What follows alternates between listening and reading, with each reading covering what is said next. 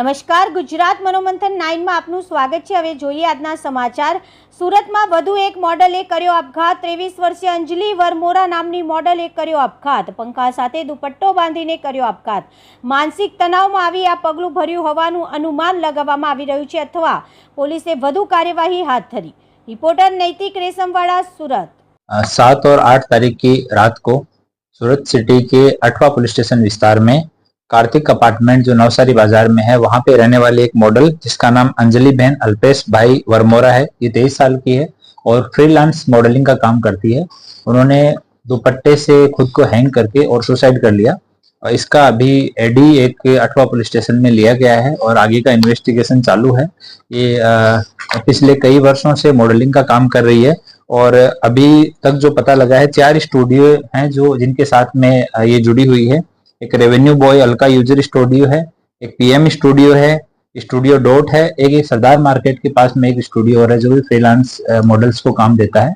तो इन स्टूडियोज के साथ ये जुड़ी हुई थी और उनके साथ काम कर रही थी।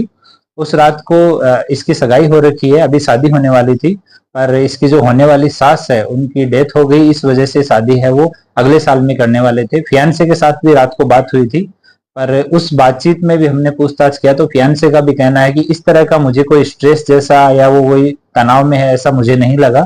और उसने मुझे बुलाया जरूर था कि मुझे मिलना है, घर आ जाओ, पर वो अपनी उसकी दुकान है, लारी गल्ला है, एक गल्ला है चाय का और दूसरी चीजों का, उस पर बैठा था तो वो छोड़ के नहीं जा पाया। पर उसको इस चीज का आइडिया नहीं था कि ये इतनी तनाव में हो सकती है या सुसाइड जैसा कदम उठा सकती है। बाकी उनका सीडीआर और आईफोन है उसके पास में, तो फेस लॉक और पासवर्ड लॉक है, वो पासवर्ड किसी के पास में भी नहीं है। अभी हम लोग तपास कर रहे हैं, अगर कोई क्लोज फ्रेंड के पास में या फियांसे को भी पासवर्ड याद नहीं है तो हम लोग एक बार ट्राई कर रहे हैं। उसमें से अगर कोई डाटा रिकवर होता है फिर उस फोन को एफएसएल भेजा जाएगा। सीडीआर उसका आ गया है, सीडीआर हम लोग एनालाइज कर रहे हैं। उसमें जो भी निकलेगा कि रात को किस किस से बात हो रही थी, मैक्सिमम कॉल किसके साथ में थे, वो सब चीजों की तपास की जाएगी और उसके बाद में आगे बढ़ा जाएगा। सोशल मीडिया में लिखा गया है कि आज ही एहसास करा कि हाँ, उनके मॉडल ने 2 स्टेटस लगाए थे जो थोड़े तनाव में लगते थे। नाम नहीं लिखा गया है पर किसी आदमी को संबोधित करके कि भाई आज आपने एहसास करा दिया है कि मैं आपके लिए कुछ भी नहीं हूँ, इस तरह का स्टेटस था।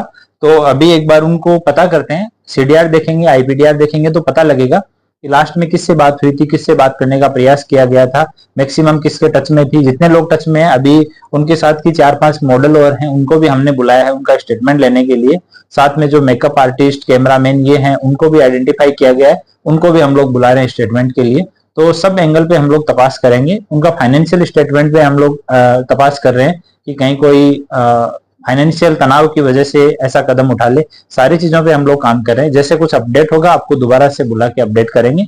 और अभी सीडीआर और आईपीडीआर पे अभी हम लोग काम कर रहे हैं और मोबाइल को एफएसएल आज भेज रहे हैं। अगर उससे कुछ डाटा जितना जल्दी रिकवर होता है तो उसकी भी मदद ली जाएगी। सगाई कब हुई थी? क्या उसकी मर्जी से हुई थी या फैमिली वालों? सगाई उसकी मर्जी से हुई थी और सगाई को 1 साल से ज्यादा का समय हो गया है और ये साथ में बहुत सारा समय भी बिताते थे। जैसा उसके फियांसे ने बताया, उसको फियांसे से बातचीत के हिसाब से उसको इस तरह का उसको झटका जैसा लगा है, उसको आइडिया भी नहीं था कि इस तरह का कदम ये उठा सकती है।